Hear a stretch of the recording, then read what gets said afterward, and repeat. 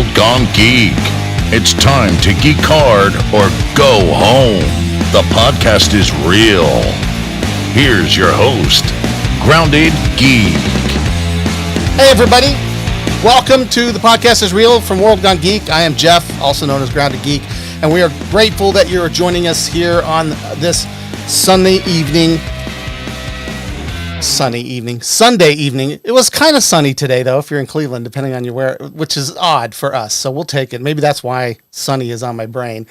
Very excited to get into tonight's episode, but I do want to kind of call out the fact that I am, missing some follicles up in this area.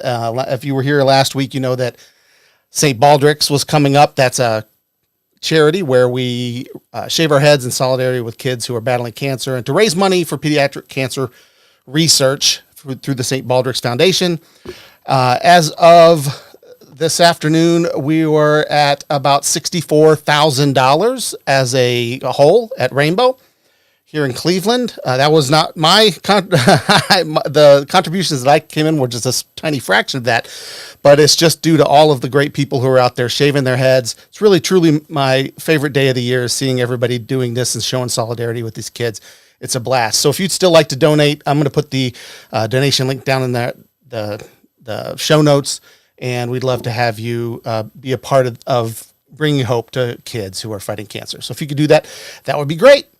Let's get into the show tonight. We got some special guests. We're doing some special stuff. So I'm just going to get right into it. Let's take and say hi to Aaliyah and to Utah. Welcome to the show, guys. Hi. Greetings, programs. All right. Utah, your camera, you've got about 3 pixels that I can see. Oh, no. If I had a nickel for every pixel, I could buy a stick of gum. It must be. Something happened to your connection. Yeah, it's the time. Yeah, you've slowed down internet time. That's the problem. Slowed down my internet. Yeah, your voice sounds perfect, but your camera's totally frozen. Is it just me, Aaliyah, or are you seeing that too? No, it's just you. It is just me? Are you kidding? No, I can see him. He's fine. He's completely frozen. You're fine. Oh, there he is. He just popped back in. Okay. All right, maybe it was just me. Hey. It might have been. Okay. Now I can see what you're talking about. That's what I wanted to see. Check it out. The Eye of Agamotto. Yes, I needed this because I needed to finish my story today, so I had to use the mystic arts to make sure I got it done on time. You didn't mess with the timeline? Did you go back and find a variant Utah who was writing a different story and steal his? I didn't even, I didn't think I was so focused on trying to finish the story. I have no idea if I've created any sort of events or any branches that need pruning or anything like that. So I guess I'll just have to sit back and wait and see what happens. Yeah. Well, I mean, it's such a big responsibility. I didn't even think about that. Oh.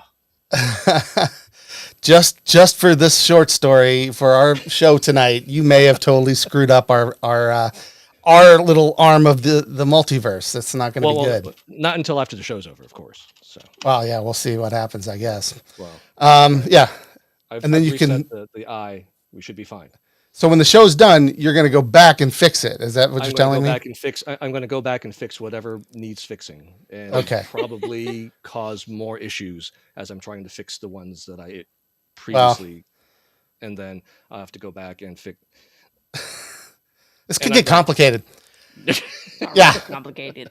Yeah, I mean, you're obviously excited for the Doctor Strange movie. Is quickly approaching us. We're seeing more and more trailers and getting more and more. Pretty mind. Yeah. There's so many. Oh my gosh. So this is a situation. So I love Spider-Man: No Way Home. The 3. I'm not spoiling anything. If you've not seen it yet, I'm going to say it. If you didn't know this by now, if it hasn't been spoiled for you, it's like the worst. Where are you? Yes, but the fact that there were 3 of them in that movie was a terribly kept secret. It was really bad, but they were committed, right? Even down to editing their trailers, everything. They were like, we know it's there. We don't care, but we're just not going to show you until you come to the movie. And people just, were out there just speculating on that. But they were speculating on all these other things too, right? We only knew about 4 of the villains. Will it be Sinister Six? Is there another villain? Who else might be showing up? Things like that. This Doctor Strange one is out of control. People are speculating so crazily right now. Like they're coming up with characters that are, so obscure that are going to show up. Mephisto confirmed. Right. Just like, we're getting the whole WandaVision thing all over again. I don't know who's going to be in it. The only one we can really say with any kind of solid confidence is that was definitely Patrick Stewart's voice, right? Oh, sorry. Yeah, and he even confirmed it in an interview. He even said he played coy at first, right? But then later on he said, okay. Well, he was surprised at the reaction. He's like, it's a shoulder and an earlobe. You know what I mean? I can't believe the reaction it's getting. But he said that, so he admitted it, right? It's definitely him, but we don't know what he's doing there, or obviously necessarily what that connection is. Incredible things going on in this movie. Yeah, we know America Chavez is in it. She's pretty plain. We've seen her. But we see her actually in the trailer. Right. Yeah. So that's what I'm saying. There's someone who is glowing and spinning, and people have Zapruder filmed this thing by taking it and slowing it down, and different Captain Marvel. Right, enhance. No, I've heard it's Tom Cruise as Iron Man, and I'm like, that is not Iron Man. I don't care what anybody says. I don't like that. But in all of the zooms that they've done, it appears to be someone with darker skin, so possibly an African American character. Photon. And so now that people are thinking Monica Rambeau, which kind of makes sense because the Marvels and all this stuff, and America Chavez and. Right. Could be a connection to that. She picked up the Captain Marvel mantle in the comic books at one point. So, and we saw her in WandaVision pick up powers. Mm-hmm. Maybe we're seeing her for the first time with her powers. I don't know. I saw somebody like doing enhance and zoom on like the posters. Yeah. And they found Captain Carter's shield in the poster. Yeah. I did see that. Yep. Where are you guys watching this stuff? Like, it's just out there. It's all over my Facebook feed is full of it. Yeah, I don't know why. It's just crazy. Mine is. It's right behind. And so much of it is from sites that are just ridiculous, right? Some of it's just right because they say confirmed, and then they have no source whatsoever. It's just like it's a photo. It's like Tom Cruise confirmed as Mephisto, and I'm like, well, what? That's not confirmed, people. If you see that, unless they provide a source.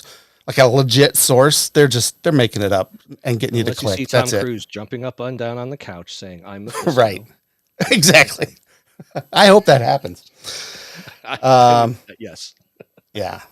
So but I'm excited for it. It's going to be great. I'm really really excited to see who is in it. But I if every character that people are speculating is in it, there's not going to be enough runtime to actually contain all of the people that are in this movie. And let's not forget, this is Sam Raimi directing it.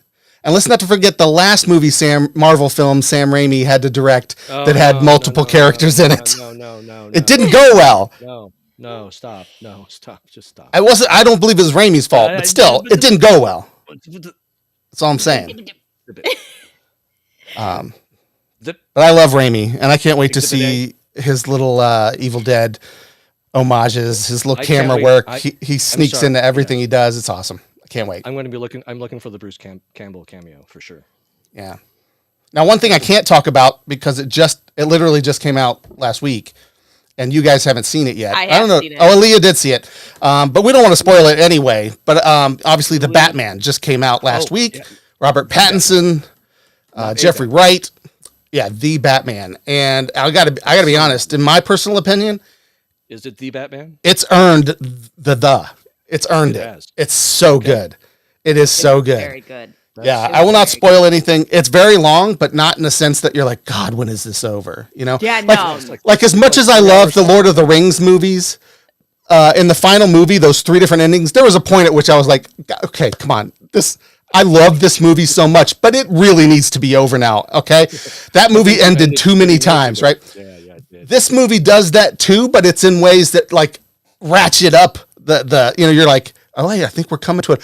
No, another twist. What? Yeah, it's really good. So it's fantastic. Right. It's if you haven't seen it, rush out to the theaters and try to see it because I mean, Right. See ya. Bye. it needs to make $1 gazillion because Matt Reeves needs to be able to do this again. DC needs to be able to say, okay, we get it. You guys love this. We'll do it again. So He deserves a sequel, no question. You want Matt Reeves to handle the sequel for sure. Oh gosh, yeah, please, yeah, or somebody who will carry that mantle the same in a similar fashion. It's a noir, it's a serial killer. It's Saw it's not as graphic as Saw, but it's Saw meets Seven, again, not as graphic, meets classic detective noir. You know what I mean? The whole More graphic. yeah, more graphic than those, yeah. But despite that, it also has all of the big budget action, like ridiculous action that you expect from a superhero movie. Like I didn't think they would possibly be able to do all of that, and they did. It's fantastic. So I'm gushing about it. I know, but I really loved it. And people are finding little things, and there's it's not perfect film, and a lot of people are suddenly trashing the Nolan films. We all love the Nolan films, and now they're like, Nolan, this is the Batman. No, Nolan films are still great too, but Dark Knight was my favorite up until this point. Now I don't know. This might have toppled Dark Knight as my favorite. Really? I got to see it again, really, to just kind of soak it in. So if you go, let me know. Libby is dying to go too. So we'll meet you there. If I want to venture out for a 3-hour show. Yeah. Well, there was a point in time where I felt like I wanted a nap, but not because of the movie, but because I was like, it's a really dark theater. Sure. I ate some popcorn. That happens in all movies, really. It doesn't even need to be a 3-hour movie for me to get tired. And now it's gotten to the point where I can't even make it through a 2-hour movie without going to the bathroom at least once. So obviously I had to run out during one of the scenes in this one. But I picked well. Isn't there an app that tells you the good times to go to the bathroom? Yeah, I don't know what it is, but I did find a really good time because I was like, this might be it. I went to the bathroom, came back, and Libby told me I hadn't missed much of anything. So I heard the movie was so good that even before it was released theatrically, HBO announced a spin-off TV show for the Penguin. Is that right? I don't know. I did hear that. I mean, I don't know how 100% positive that is, but there's supposed to be a Gotham show that's based on this Gotham too. That's what I heard.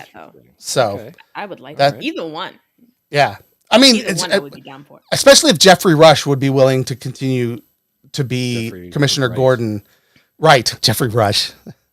Jeffrey Rush would be a completely different commissioner. Yes. No, he definitely would. I mean, he'd be not bad. No, he's a great actor, but it would not be the same. But Jeffrey Wright, if he was Commissioner Gordon in a show, I would 100% watch that. And they're just solving crimes in Gotham. Yeah, that would be awesome.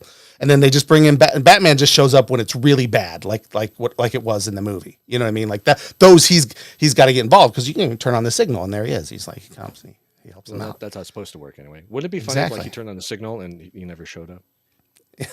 a whole 45-minute episode of Commissioner Gordon waiting at the signal. Another signal pops up from like the area of Wayne Manor that says, more important. We're sorry, Batman is out of the office. Please leave your tragic circumstances at the tone. Outgoing signal. Yeah. Oh my gosh. Anyway, so go see Batman. It's going to be great. It's awesome. The Batman. So yeah, the Batman. So tonight is a really exciting night. All right. So we announced quite a while ago that we were going to team up with some good friends of ours over at the Promptly Written podcast, where they take prompts given to them by their audience, and they write a short story in a month, and then they record that and discuss the process of writing. It's great, especially if you're a writer, if you love that process and you just love to hear good stories. That is a great podcast to subscribe to, so you should go do that right now. In fact, we'll wait. Yeah.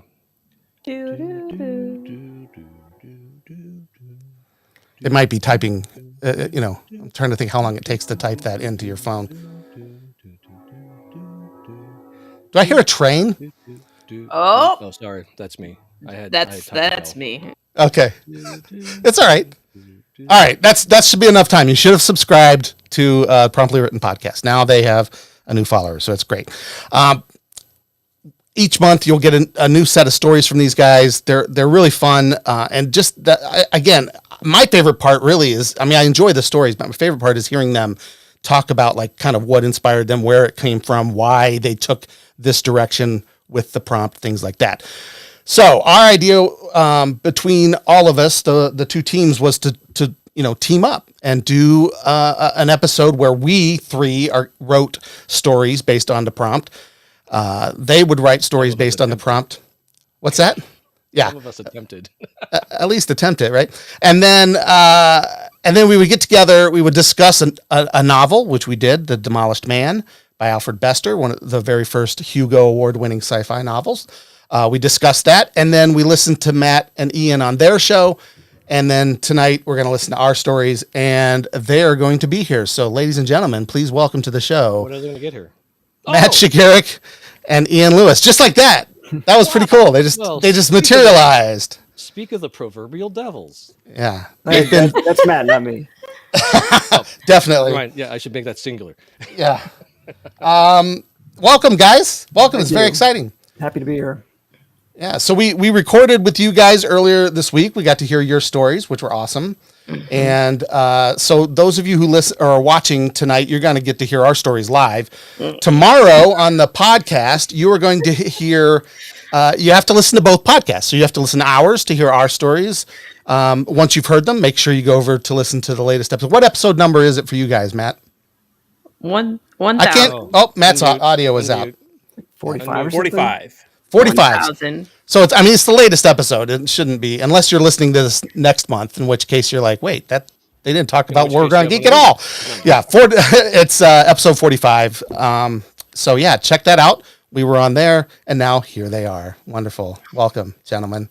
Thank you. So we are going to read our stories, but I wanted to make sure, part of the reason we were having you on the show is we wanted to kind of talk about your show a little bit and introduce our audience to it. So Ian has been on our show before.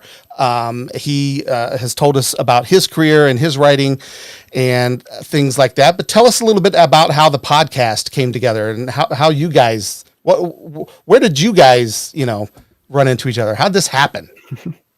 You want me to take it, or you want? Yeah, take it away. All right. So, it's hilarious. So I went to high school with Ian.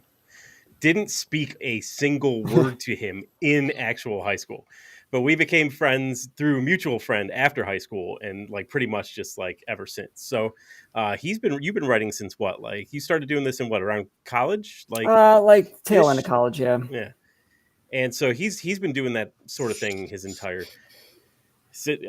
for a long time. And then as far as me, my storytelling journey has been all over the place. I went from an IT job into a video job. And then I originally went back to school for photography to get better at video. And then I ended up going for film, and then I did an MFA in creative writing. So it's I had to go through all these different stages of the storytelling process to figure out that I'm supposed to be at the writing part of it and not the other part of it. So, but while I was doing my degree, I heard from a lot of people throughout the way that once you finish up going to school for something like this, once you finish, you're done writing. You just stop because, you've spent so much time and effort, and it's become it becomes work. It's schoolwork, right? And then once you're done with the school, it's just you lose the motivation to write. So I was I don't want that to happen to me. I need the motivation to keep me going. So we went out for wings or something, had a couple of beers, and I was by the way, I did get him a little liquored up first, and then by the way, I got this idea. I'm and then I could pretty much pitch the podcast, and I was for the first few, it'll be us coming up with different prompts, and then the goal would be to have the audience give us the prompts, and then we would just write a short story once a month. And I was expecting him to shoot me down and be I got no time for that or whatever. But he was yeah, I'm in. And so began the Promptly Written Podcast. 45 episodes later, yeah. 45 months we're on later, season we're 4 still going now. strong. That's crazy. Yeah. That's amazing. And sometimes you guys have like what you were telling us earlier, like gimmicks or things like that. Like one time you had to write a story in exactly 100 words, right? That was one of them. Different little gimmicks and things like that, which is a lot of fun. Yeah. Have you done other gimmicks besides that one? We did like a choose your own adventure kind of thing. We Right. did. That was a lot of fun. I think we need to go back and revisit that. We might have to. Yeah, that was super fun. Well, now that we know that part of the origins of this was you getting Ian liquored up, I feel like I feel like we need there. Might have been not two Matt. years involved, that's Matt right. exaggerating? I don't believe it. So I think one of the gimmicks should be that before you go in to record, you both You should get write liquored down. up, and then we hear at least write or read the story while you're One of the intoxicated. two. I feel like Well, I the think it writing was one- Hemingway that said "write drunk, edit sober." Yeah, Yes. there you go. So, yes. But no, we don't want you to edit sober either. I think we write drunk, edit drunk, record drunk. See how Ian's that like goes. cringing. This is cringing. Yeah. I mean, I usually have a drink while I'm recording, but that's about it. Oh. So Yeah. this I did not know. I do too occasionally. I'm an introvert, and I still don't like being Huh. recorded and all that kind of thing. And so sometimes I feel like I need to be a little relaxed, I guess you could say. So are you drinking right now? I am Ian, not. I guess just is- have water with me. No. I'm just kidding. I always just have water. It would be I feel fine. Like I'm I'm missing just- half the. Well, I fun. usually have a water with me too, but I don't know. Yeah, Water, that's vodka. me too. I gotta keep the mouth lubricated, or it's I gonna be don't know. it'll be Velcro within like 5 minutes. Yeah. Talking through Yeah. Velcro. Sometimes I'll have like a Truly or a Okay. What is that it? looks like water. Is that It's one like of a those seltzer White fancy Claw. ones? It's a seltzer water. Yeah. Or seltzer Okay. water. No, it's not. It's Seltzer not water. alcohol? Seltzer You said alcohol. seltzer Or alcohol? wine. I'll drink some champagne. All right. Oh, champagne. Oh, That's a little bit of fancy. the bubbly. Yes, it's a little It's a little That's fancy. way but too fancy for me. It's pretty I fancy. mean- is the wine come out of a box? no, Yeah, it's too we're not. fancy. We're not playing bag. slap the bag Or here. bag. It's too fancy. We're not playing slap the bag. Slap Oh the my bag. gosh. Yeah, I don't. You might have to explain that. Yeah. Okay, Aaliyah. can- So let's go to Aaliyah's corner. Yeah, I Let's want to slap know. the bag. No. No. Okay. In college, obviously, Elia went out and drank, had fun, party. They would play a game called Slap the Bag. If you slap, it's a box of wine. Box wine. Box wine, for those of you that do not know, is terrible. It's not good. But it's cheap. But Mix it it's with cheap. Sprite. So they say you got to slap the bag, then you slap the bag and you like chug the wine as Right. Just so you know, right. tab is Box open. wines. The whole box? No, Box wines until come in you a bag. slap the in a bag box. again. That you're done. Oh, okay, So interesting. convenient though. It's got a spout and everything. It just like takes up Mhm. just like very little room in your refrigerator, and then It's very convenient But and it's very terrible. cheap. So if you mix yeah. it with something like 7 Sure. Up, Sprite, something like that, you're good. Rum, vodka. You're supposed to mix interesting. wine with things like that. Well, it's I've box never wine. heard that. I Yeah. understand that, but that's still strange to me. I mean, I don't drink wine, but I don't know. You're essentially You can mix making a it with wine anything. cooler. Okay, yeah. Oh yeah. that's yeah. all it is wine and 7-Up. Yeah, That's there I you don't go. think these Bartles and James knew James. the secret, right? Boone's Farm, Yeah. Strawberry Hill, right? Boons. There you go. That made it. That was in one of your stories recently, wasn't it? There was a reference to Boone's Farm. There might have been. was. I I think can't there recall. was. Yeah, I think there was like 2 episodes ago. Yeah. that laugh. There may have been. I don't know. Some random influences here and there. I think so. All right. Might have been he was drinking when he was writing that. I don't know. I don't. We're I doing don't. this. I don't know. I don't. Promptly Yes. written after dark or something. I don't recall. Please, I will Yes. definitely tune into that one. It'd be like drunk history. You guys make it sound like we have drinking problems or something. But maybe you know what? And I don't know how this. have, I like, think I was the one who drink in a started it. sitting, and that's it. I mean, I'm pretty tame. What if I but- write live drunk? That would Oh, I would watch that. Your wife would love that, I'm sure. Matt, I think you've just found one night a week on your Twitch channel. Just Yeah. drunken writing. Writing drunk. Yeah. Drunk writing. We need to be able to. We need to be able to. think See, so. I know you usually do longhand, but we need to either be able to see the paper you're writing on, so we can read along, or you're going to need to type on those nights because that might even be funnier typing while you're All right, I'm in. and you can share the screen. You know what I mean? And Twitch, so that'd be easier. I'm in. Follow me on Twitter, and I'll let you know when it's I- going to happen.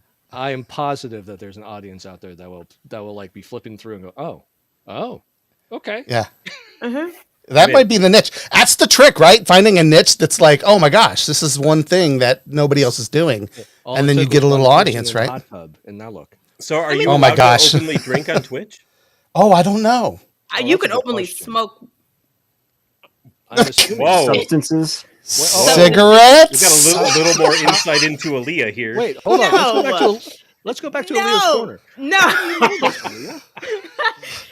no, because I just started watching Twitch. You just started and what?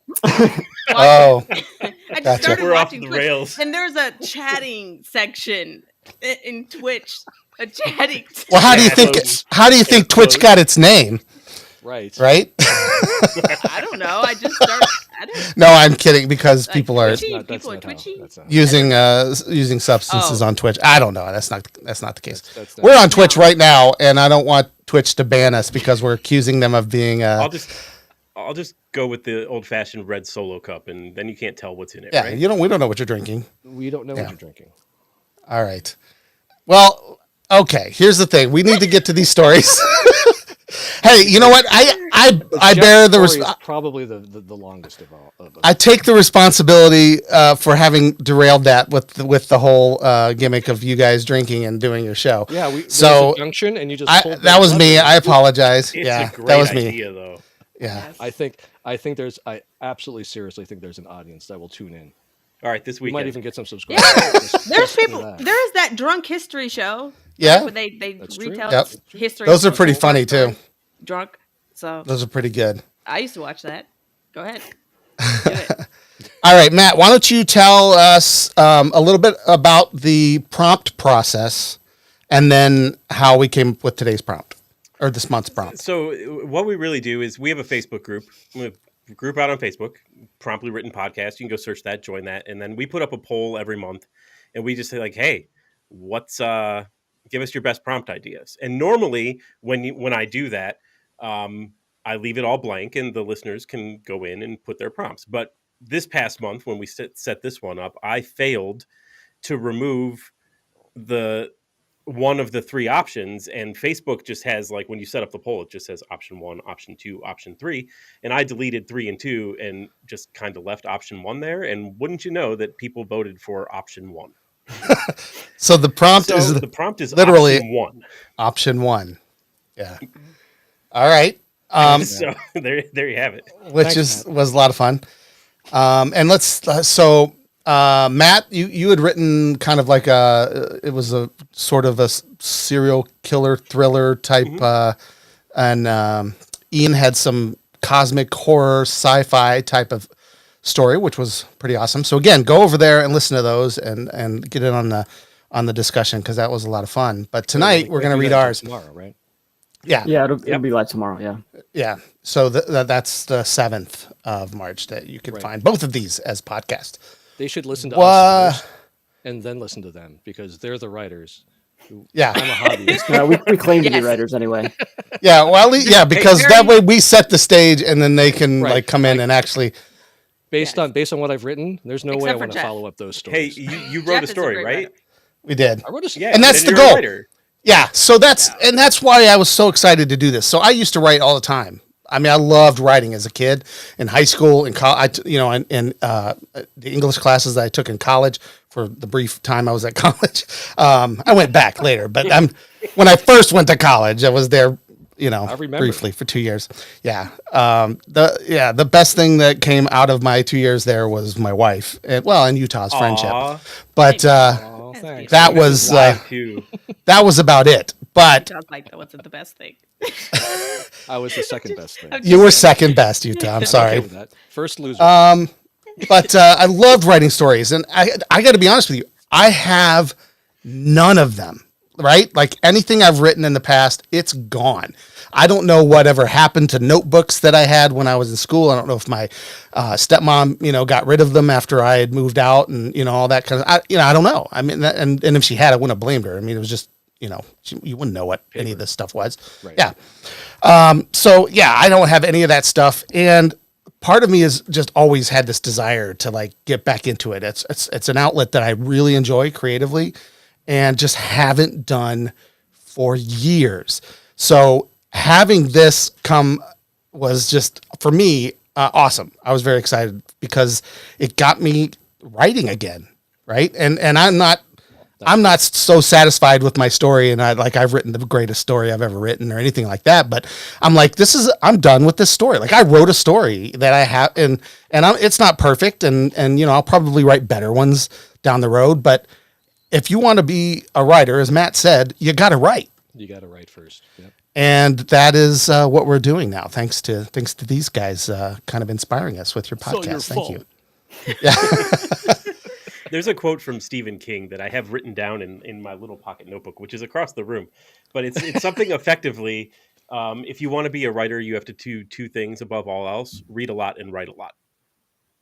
Yeah, well, I've heard that quote. So I have that written down in my notebook that I carry around with me just as a reminder. Yeah, because but what has he done? Nothing. Right, nothing. He's not prolific at all. Yeah. The dude's retired. He still puts out 3 books a year. I don't get it. What the heck? He's retired. And they're still good too. Oh, they are. Yeah. I'm reading If It Bleeds right now. That's it was great. It's another 4 novellas. So yeah, it was great. Yeah. Good stuff. All right. So that was kind of my background for writing. Utah and Aaliyah, whoever wants to go first, tell us a little bit about kind of how you have approached writing in the past. Like, is this something that you wanted to do, that you like doing? And was this a challenge? Was this great? We're glad to be doing it again. Tell us how you feel about it. We'll start with you, Aaliyah. Yeah. Aaliyah, why don't you go first? No.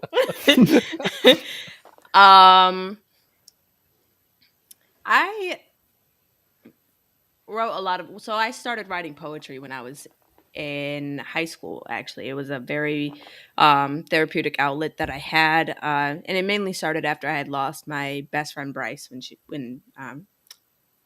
was 16. So it was very hard for me to deal with that loss and that grieving, and I didn't know how to deal with it. So I didn't even realize that I was writing poetry. I just wrote because it felt better. And then one day I had went up to one of my favorite English teachers, Mrs. Tammy Igo, and I read her one of my poems, and they were really dark and graphic. Wow. And understandable.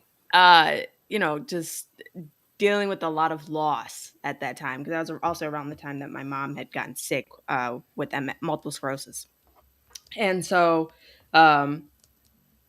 just not knowing how to deal with that, that's kind of how I started, just using poetry as an outlet. And then I would just, I remember I would carry around this purple folder with me, just full of poems that I had written at the time. And I would read them to anybody that wanted to listen, that was willing to listen. And, a lot of people would tell me oh, this is so good. This is so good. This is kind of what my poem story is about today, but you have a gift. And then even when I went to college, I started with psychology and a minor in human development and family studies. And then I was like, man, I just kept writing poetry, and I kept going to different slams and just really trying to put myself out there as a poet. And then, everything inside of me was like, you'll never make this as a career. This isn't a career. You need something that's realistic. And so I was like, okay, well, how can I do this? And how can I write poetry, but still make it a career? And so that's when I decided to go for journalism. And I took, some creative writing classes and, just different poetry, English lit, things of that nature, just different poetry classes. And then even whenever I moved out here, so after I didn't graduate college, but I ended up moving out here due to some poor life choices at that time. I still went to slams, but then I stopped writing poetry for 3 years until now. So very grateful for it, even as cringing as this might be for me. So I did write a story and a poem. So you guys will have to choose which one you guys want to hear. But so you actually wrote two things? It's the start of a story, and then a poem. Overachiever? It's this poem. No, are they related? No, Kind of in theme or no? Okay, they're two no, different not at all. things. They're two Okay. different things. They're two completely different things. But I was like, Okay. okay, well, everyone's gonna be writing a story, so I need to have a story. But I also really wanted to write a poem, so I wrote a poem. I think if it's based on the prompt though, right? They're both based yeah. on the prompt. Yeah. So I mean, we told you that. So Matt and Ian, we in private conversations, we were like, she's like, well, no, you guys talked about it when we got on your show, but previously to that, I was like, write what you write, right? If it's poetry, get it out there, like do it. It doesn't have to actually be a short story. This is we're breaking all the rules anyway, just by like crossing over and doing. So. I'm over the word limit we talked about, so whatever. That's all right. I go over the word limit all the time. I have a question about poetry slams real quick, because like the only thing that I like reference I have is like from Freddie Prinze Austin Jr. Powers? and She's All That. It's like, so is there like guys get up there and they're like hacky sack and like some dude in his underwear running around, or is it like Oh my God. I No, love no, that no. movie, and I immediately pictured that. No. It's not like that at all. I picture Mike Myers from in the coffee shop. So I Yeah, married an Also, I X-Men. married an ex-murderer. woman. nice? Whoa, man. Whoa, man. She smelled like soup. I think we all need to go to a poetry slam together. So that would be fun. And if cat. anything, I would Yeah, something like picture. clothes. I would picture what's My Wife and Kids, the son doing his poem to his dad. Did you guys watch My Wife and Kids? No, Oh, I know what you're talking about though. No, it's the Damon Wayans show. Yeah, I Yes, know the but his show, son I didn't is watch like, Yeah. Oh, okay, well, I'm so gonna it send wasn't you guys in living this. color. All right. No, not that. No, do this? but it's not like that. So- at all. I mean, they still snap or Yeah, you know, okay. the little clap, That's what but I it's figured. Oh, still- they it's really not like- snap Yeah, they really for do. real. And For they, real. And they wear So berets. like everybody No like beret. deadpan is like No, cracking a Yeah. there's smile? a lot of, but you have to understand. I go to like underground slams, so it's like, Secret those are ones that you slams. don't know Like- about until you know about them. Yeah. yeah, Can we it's do like an online drunken poetry slam? we can. I would love do that. it. Another niche, That would be Matt. gr- That's that another would be niche. great. Please, especially if. How do I say this? This I don't know. it's very Yeah, how do you say it? cultured. I guess I could say it's very cultured where Oh. I go. So it's like Oh, Oh, so you you know have to. a lot of illegal substances and I can't bring my Alcoholic Iodine out of them, beverages. is what you're Man, saying. every single time, like it's like what she lacks in pop culture, like movie, like viewership. She has so much life experience. Right? Like I have lived life. I have lived Right, life. right. It's not. It's I have not, been saved by see, God. We're pop culture. She's high culture. it's high There you go. culture, I like, don't smoke high marijuana. culture. All right. anymore. I gotta. So we derailed it again. Let's go ahead and Oh, I'm sorry. Utah. No, it's all good. you Utah. go. What? Tell us quickly about your kind of journey as a writer and My- what this means to you. My writing journey will be very brief compared to both of you, because the only writing I ever really did and enjoyed was probably what some would call journalism. I used to write articles and stuff for school newspapers. I think I had something in the Lantern back at Ohio State once, far flung way back in time ago. So most of the writing that I've done outside of AP English has been very journalistic and maybe an opinion piece or two. So nothing creative. So, how do I feel about this? I hate this. I hate this so much. I despise having to try and do creative writing because I haven't done. I haven't exercised those muscles since high school, and well, actually, maybe a little bit in college when I had to take English, because I had to fulfill a requirement of some sort. But so this was scary for me because, like I said, creative writing hasn't been a strength or something that I've done a lot. And so it was also kind of invigorating, though, to kind of try something new and different, and to see if, what came out. Because honestly, I was kind of sitting there typing away, almost stream of consciousness. And so we'll see how it goes. I ended up with like 1,400 words. So hey, that's Nice. way better. Nice. That's 1,390 more words than I thought I could get. So Awesome. Awesome. And the reason I wanted everybody to kind of do that is just we want to preface this that, the three of us, we haven't done this in some time. And so we're trying to kind of like,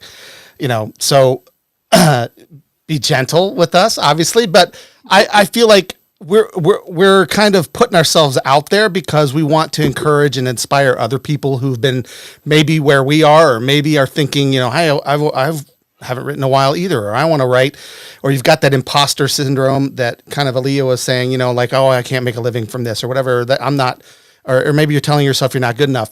Who cares, right? I mean, we got something down. We're getting out here. We're putting it out for everybody to see and hear, because we want to inspire other people to do the same. So if you're out there listening and you're a writer who is just, kind of stuck and doesn't want to get going, please just jump on it, get going, send us an email, send us the story. We'd love to hear it. And we'll share it with Matt and Ian too. And we can all just kind of enjoy. We'll have a little writers club. Who knows? I don't know. Well, at least my story isn't as bad as Utah's. Right. There you go. Watch his story be fantastic. All right. So mine ended up being 3,900 and some words. You So should definitely some go change. You're like Wow. over double. You should Well, definitely- I don't know if I That's should longer go than mine first or last, because if I go last, then people have the chance to just tune out, right? Because Oh, well, and if they tune out while I'm reading, then they won't ever get to you guys at the end. That's how I feel. So I feel like we should save you for last, because if anything, I think you've had the most experience and the most kind of creative impulse to do it. And so I feel like yours might be the most layered and most I flavored. don't know about experience, most but seasoned. Whereas Aaliyah and I, our stories might be a little bit more hobbyish. that's fine. More like That's what this is. enthusiast. That's a hobby for me too. So All right. I don't know. I don't know. Mine's the shortest. I will say that. So maybe I should. Do you want to just go first? You want to just go first? Are you comfortable? Sure. And are we doing the poem? Yes. Yeah, Do the I poem. think we should. I would love was to. not for you that's your guys. thing. It's You not should for do the me. poem. I think we should do the Yeah. poem. If the story is incomplete too, I'd rather. It's not. I wanted. incomplete. I ended it where I wanted to end it. Oh, I gotcha. I'd rather hear the poem, and then maybe you can send us the story. We'll read that later or something All right. offline. We could All read right. it at the end, and then people have to tune in till the end. Yeah. It's not long. an idea. I don't have Microsoft Word on this laptop, so I don't even know how many words this is, but I know it's not that long. Okay. We don't care. All right, here he goes. I'm gonna turn my. Oh no! I'm turning my camera off. I'm turning it off. That's fine. I'm just bringing it up so that they don't see the rest of us and distract. You know what I mean? We're going to mute ourselves and listen, and you can feel free to turn your camera off. It's totally fine. I've only enlarged it so that they're not looking at us and being distracted. That's okay. All right. There's no title, by the way. Just throwing that out there. I struggle with writing more now than I used to. I've learned that this is my gift of letting strings of words flow together like an orchestra. The struggle with writing isn't so much what to say more than it is how to say it and have listeners really feel it, engulf them into my words and allow them to feel my heart soaked onto the page. This is what time does, or maybe age.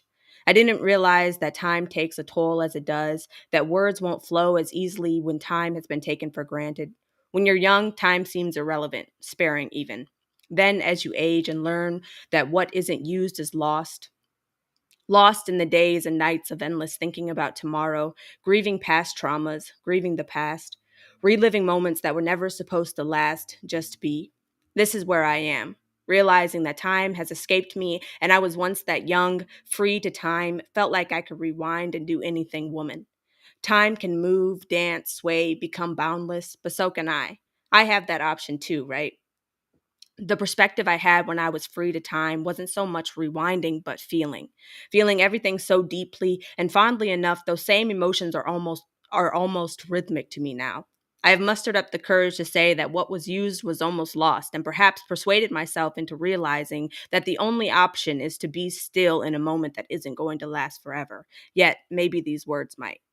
So, as I write these words triumphantly and praise the one who has given me this gift, knowingly that we are to be stewards of time, I will sign my signature perfectly across the dotted line in agreement.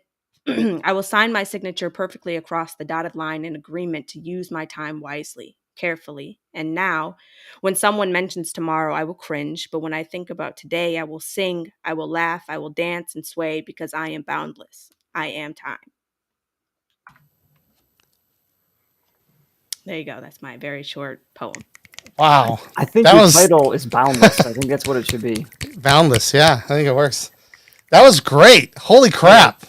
So That was amazing. I liked it a lot because I tell you the whole first half of it about the whole time passing and you kind of lose what you had at the beginning. I mean, like I'm living that right now with trying to write the final installment of a series that I started 15 years ago, and I had all this organic creativity at the time, and now I'm like, I don't know what to do. The words aren't coming. I don't know how to end it. I'm like, I'm lost. I'm nowhere where I was close to being 15 years ago. Wow. Wow. Yeah, You're I felt that. on. I felt that too. I mean, I was feeling until you said that you were a woman. I didn't feel that part. Because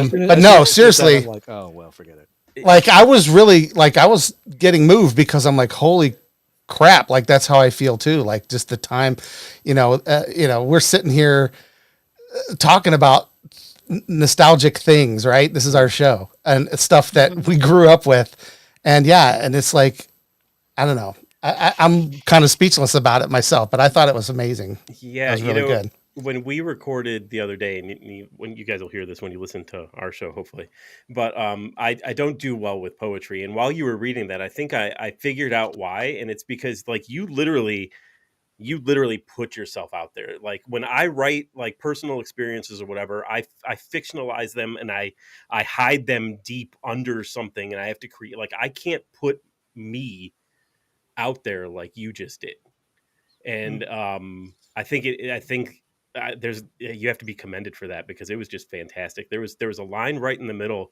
where you said, "What isn't used is lost," and like that can't be more true. You know what I mean? Like it's just like all about this, like using the time that you have, and when you were signing your signature perfectly across the, like that. All of this was absolutely fantastic. Like, thank you. Like I got to do it again.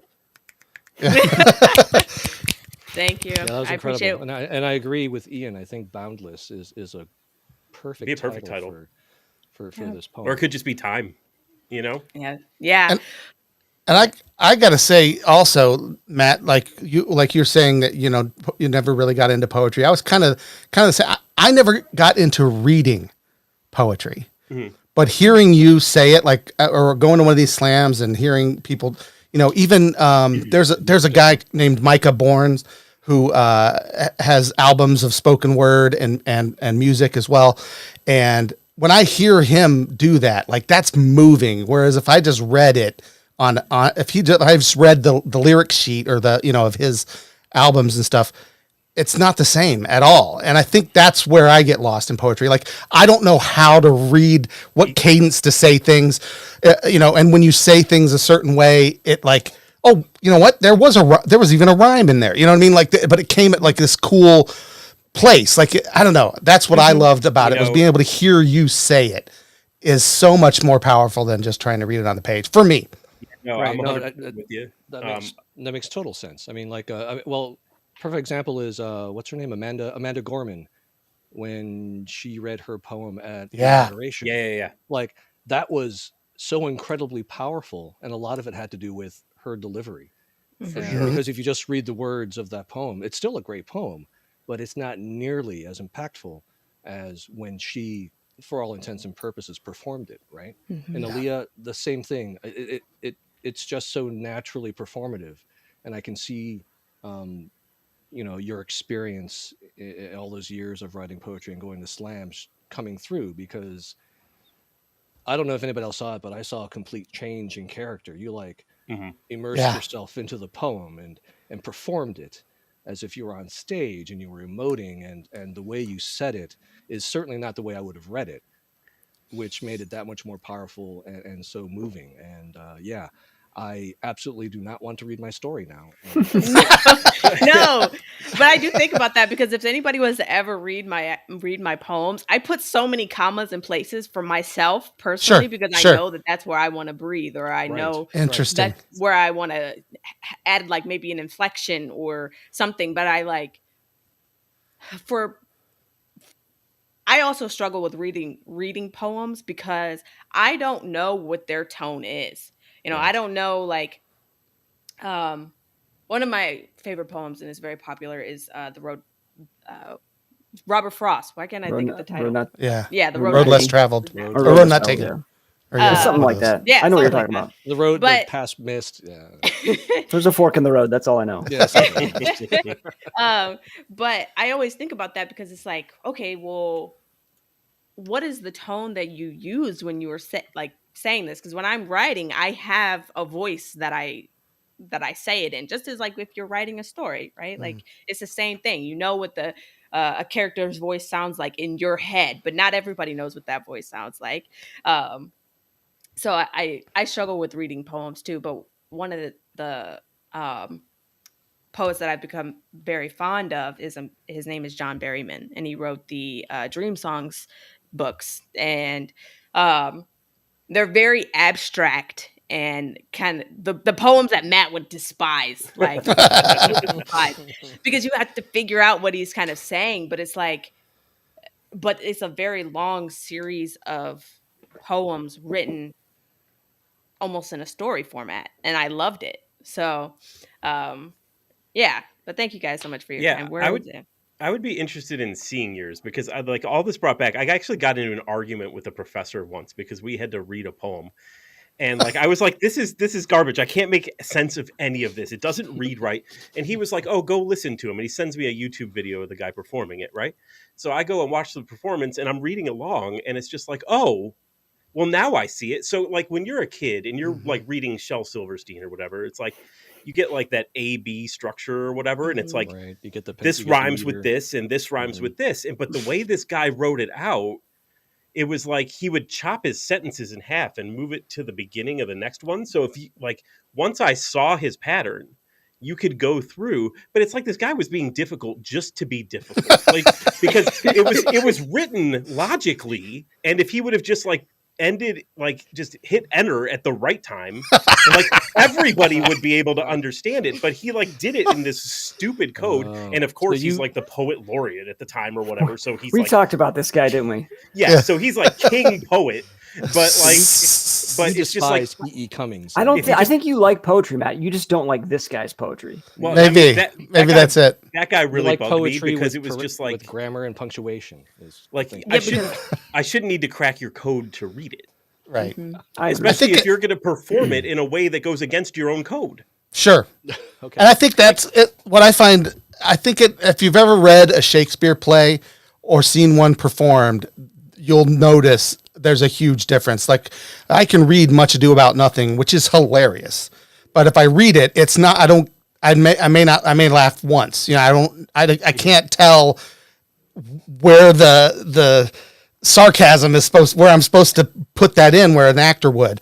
But then you watch the Kenneth Branagh Much Ado About Nothing, which is phenomenal, except for the fact that Keanu Reeves is inexplicably in it, who I love, but not in this. But it's hilarious. It's beautiful, like the way they talk, but those guys have studied it and they know how to say it the way it's supposed to be said in conversation, kind of, and still sound poetic and beautiful. And I think that's the same thing. So, Yeah. Yeah, quick question. So, was that like off the cuff reading your poem, and that's the performance that came out, or did you go through that poem and go, actually, I don't like the way that intonation works, so I'm going to switch that out and try it again? Did you like read it through a couple of different times, different ways to come to what we heard, or is it you write the poem and then you just it's so innate and so much a part of you that you instantly and instinctively know how you want it to sound, and that's how it comes out? So it took me a long. Okay, so I guess I should probably give a background on the writing process for me because I really wanted to. At first, I wanted to write like a story poem, but that was like so difficult for me because I don't do that. um, but I was like, okay, well, obviously, writing in general is just going to be a little bit out of my comfort zone at this point because I haven't written. So let me just try it and see where I get to. I wrote 10 words and I was like, I don't like this. I don't scratch that. So then I just kept trying to start a story, thinking that that's what I needed to do. But as you guys have already stated, it's just not. That's you got to stick with what you know, and sometimes it's just, that's poetry is what I know. So as I was writing this, as soon as the words start to hit the paper, I know what voice I want to use. And I don't know if that makes sense, but No, it makes perfect sense. Yeah. I know what voice I want to use. And so at first I had something like a little bit different, and I closed my laptop, came back to it, and then I moved some things around, added some stuff, some context, so that way it made a little bit more sense. And it still had the same voice. So I don't know if that answers your question, but No, it I think totally of it answers it.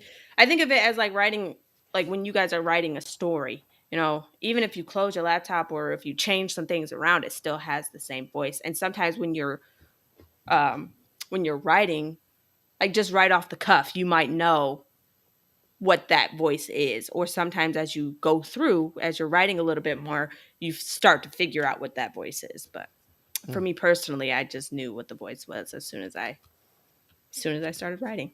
And Yeah, I so normally I could do that before. Like I've written one, like my longest poem. I don't even know how many stanzas it is, but it was very long. It was probably like a minute and a half poem. Um, so, but I had the same voice throughout, and I don't know how I do it, but it just happens. No, that's cool. No, that's awesome. Yeah. So basically, you heard the poem. You were doing the poem as you were writing it, and that's how we heard it, which is cool. I find that fascinating. Yeah. All Really right. proud. Yeah. Great job, Aaliyah. Thank you. All right. Well, it looks like All we right. have just enough time for Jeff's story then. You're not getting out of this. No. All right. Let's Utah go ahead. Is there anything you want to preface with before you start reading? No, other than that, I haven't done creative writing in quite a while, and this is what. Well, it's untitled, so I guess we'll just give it a go. All right. Here we All go. right. Untitled by Utah Shoe. Empty jar, gun, knife, plastic bag, rope, pills, car keys. My eyes darted across the lot as if my brain needed to confirm what it saw. Car keys, pills, rope, plastic bag, knife, gun, empty jar. All accounted for, all present. What the hell was I doing? This isn't something I ever wanted to really do. And yet, here you are, said an old familiar voice. I mean, listen, I've thought about it before, but come on, you have to admit that this is. My voice trembled and faded away, afraid to say what came next. My sentence was completed without any difficulty. The furthest you've ever come. Yeah, and I'm proud of you. I cringe at hearing that. This isn't something that would normally instill pride in anyone under normal circumstances. Then again, perhaps these weren't normal circumstances? I wasn't sure anymore. I haven't been in this kind of mental state in a very long time. In fact, I've worked very hard to avoid it, and not to pat myself on the back, I've gotten pretty damn good at it. And yet, I know, here I am. You said that already. No need to repeat yourself. Let's get on with it. What have you got today? I've been waiting for you to ask. I think you'll like what I brought. Let's go over everything, shall we? Gun. What we have here is a small revolver. It's cheap, so don't expect a lot. Gun laws being what they are, this was all I could get on such short notice. It's a Ruger LCR, snub nose, polymer stock with steel frame, double action, concealed hammer, so I won't get caught on anything. What caliber? You know how important that is for this. Don't worry, I made sure to get a .357. It's not like I don't do my homework. Come on now. Haven't we known each other long enough for you to trust me? We've known each other far too long, and I hate that you came back. I can feel the wrinkled grimace after I said that, but honestly, I didn't care. It was a truth, and oddly enough, I felt like I had to say it out loud to manifest it, or make it stronger, or at least remind myself. After an awkward pause, we continued. Knife. Found something I think would be fun. Bowie knife.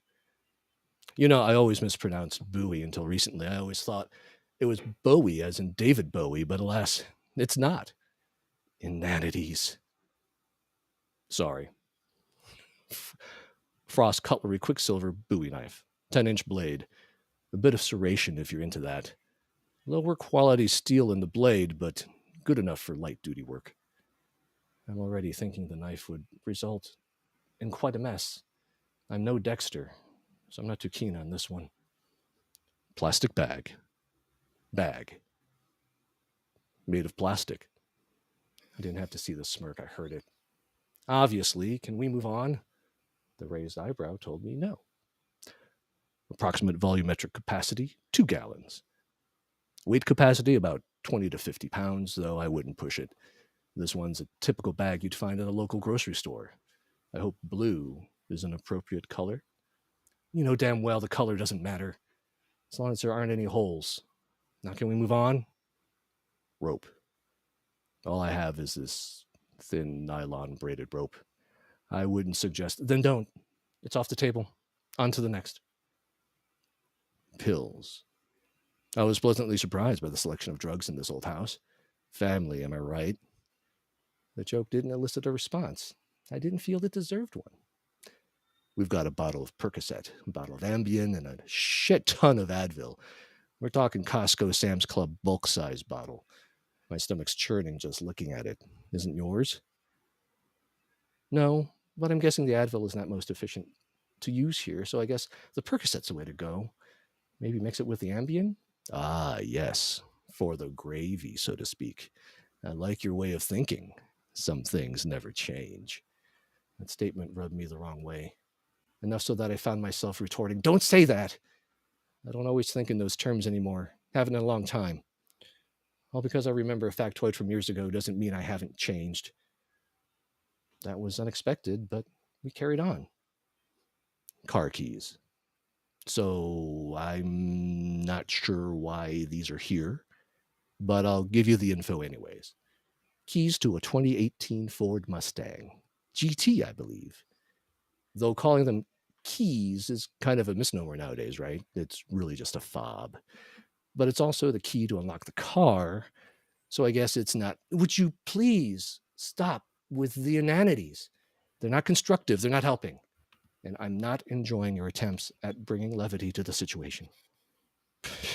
Sorry, just trying to help. You used to like my attempts at humor. I'll stop. Maybe. I could feel the mischievous smirk in that last statement, and I didn't appreciate it, but I let it go. I don't want the car keys. I don't think the car would be useful tonight. It's too new. Why not something older? You know how government regulations have changed how we use cars. There's more water than carbon monoxide anymore. I'm disappointed in you. I reveled in the role reversal, short-lived as it may be. You could use the car in other ways, you know. Ever hear of drowning? There's got to be a body of water big enough for a midnight drive, or maybe an overpass or bridge high enough for a fatal fall. I see those gears turning. My brow furrows. This seems too complicated. How can something so seemingly simple become so complicated? I'm looking for the highest probability of success here, so why are these things assembled here? Doesn't the choice seem obvious? It's always best to look at many possibilities. The best choice statistically may not be the best choice pragmatically. I wasn't asking you. Your furrowed brow was. There's that smirk again. I don't feel committed. I feel conflicted, and I can't feel conflicted for this. Not only conflicted with the assignment, but also with the method of the assignment. All of a sudden, I find myself wanting to be mindful of not only my well-being, but also the well-being of others, which seems contradictory to the whole thing. Or is it the other way around? Isn't it their well-being I'm doing this for, not my own? Jesus, I can't even do this one simple thing without second guessing. No wonder I'm here. Are you quite finished? Stop questioning yourself. You made it this far. It's not much further to the end. Make your decision, then take action. It's really that simple. No, it's not. I feel a hot flash running through my body. My head is starting to hurt. My eyes throbbing in discomfort like they're going to pop out of their sockets. What in the hell are you doing? Don't you know anything? How useless are you? Stop. Why can't you do this? Haven't you ever done anything right? Please, stop. You're like repeating the same mistakes all the time. Did you think you could get away with this? No one cares. Enough. You're a monster. You're worthless. Just please, stop. The cacophony stopped. But for how long? I could never quiet the voices for very long on my own. I needed help. Training to find ways to keep them at bay for any great amount of time. What happened to it? Why isn't my training working now? Because you feel guilty. Because of something you did. As much as that sounds like more manipulation, you're right. I am, said the voice in a surprised tone. Our conversation is interrupted by a knocking on the door. It starts off with 4 gentle knocks and then a voice. Are you up there? We've been looking for you. Silence. I look over at the items again. More knocking, this time louder, more urgent. Are you up there? We've been trying to find you. Please open this door. Empty jar, gun, knife, plastic bag, pills. It's not knocking anymore, but urgent banging. We're going to break this door down if you don't answer. The game's up. We found you. Empty jar, gun, plastic bag. I hear someone, no, people kicking the door. I hear the door jamb giving way, the tearing of wood. Empty jar, gun. And then I see her, tears streaming down her face. And that's when I decide. I choose option 1.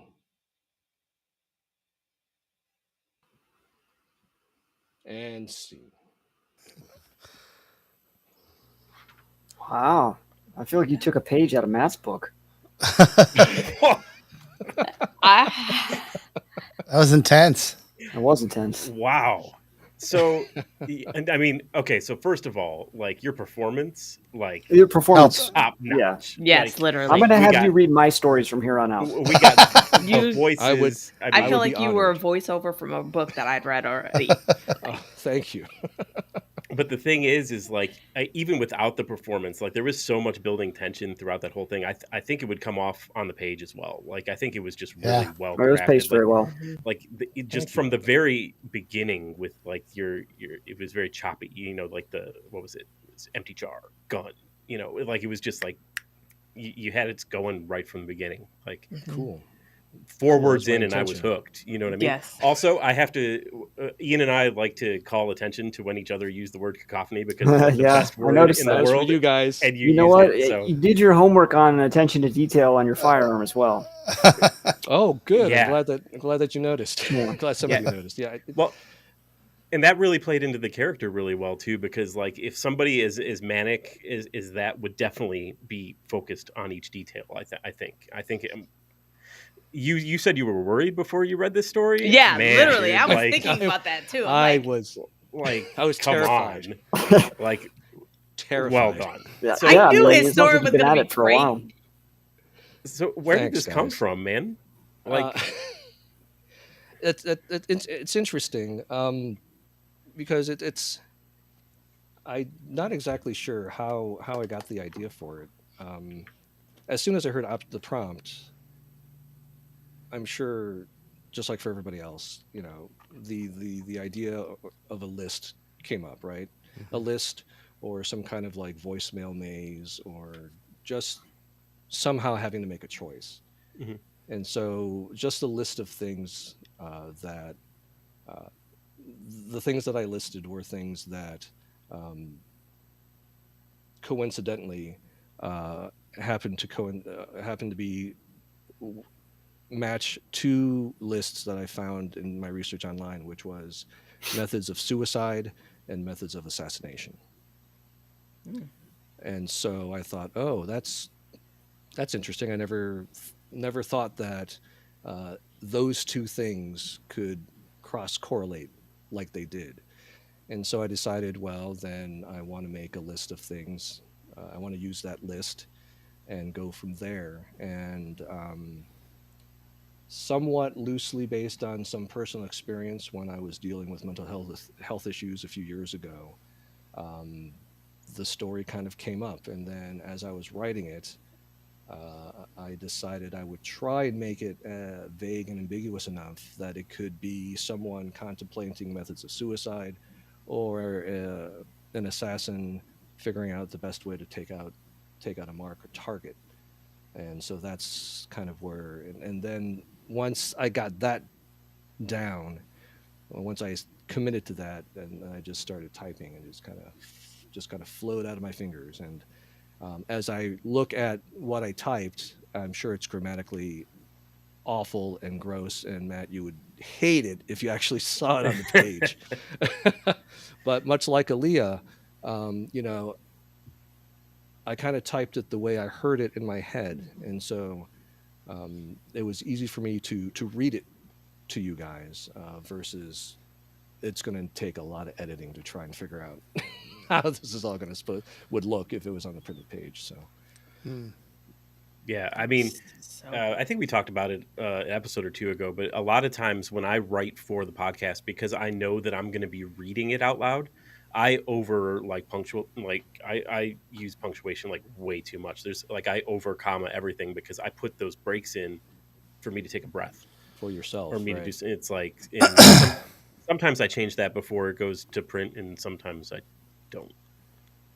But the thing is like, I went to school for this, and they teach you all the rules, right? And you know who the people who are successful are the people who break all the damn rules. Sure. So it's like you need to know the rules so you know what you're breaking, but like it's just it's crazy. So if it makes sense to you, like it doesn't matter what I think about it. Yeah. Wow. Well, good. I'm glad you enjoyed it. That was so good. You had me right off rip. Do you know what option 1 was? Like, was it suicide, or like do you know? Like, do you have any idea? Oh, in my head? Yeah, in your head. From the list of things, or just because option 1 was the gun, right? Yeah.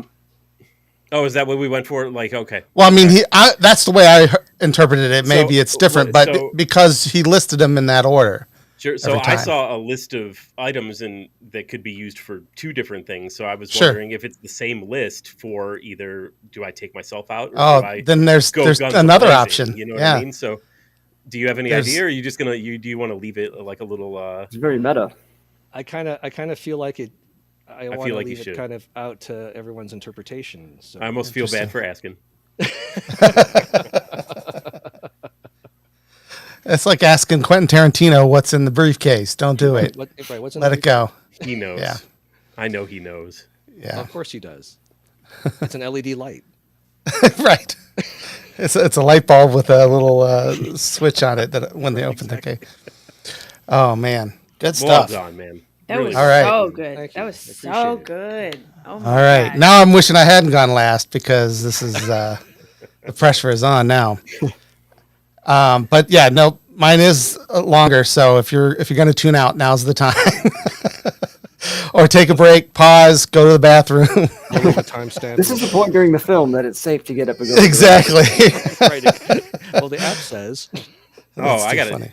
Not to derail it, but I feel you on that whole bathroom thing in the movies, man. Yeah. There hasn't been a movie of recent time where I had to like run out. You guys are doing it wrong. Don't drink anything before you go in. Right, I was going to say, the theaters don't help. The theaters are enabling you with those big, huge, what is it, 108 ounce? I do drink a large Coke Zero, like in the first 15 minutes of the movie. Oh, Probably stuck down. You did it yourself. I think it's just a nerve thing for me. Like I know I can't go pee, so that means I'm gonna have to pee. Like it's just like I can't. Well, there's been times that I have not had a drink, like a big drink. I've like purposely not had it, saving money, whatever. Yeah. And I still gotta go. It's an age. It's it's an age thing. I was going to ask that. I was like, Which brings me to my next question. So that movie's 3.5 hours long, right?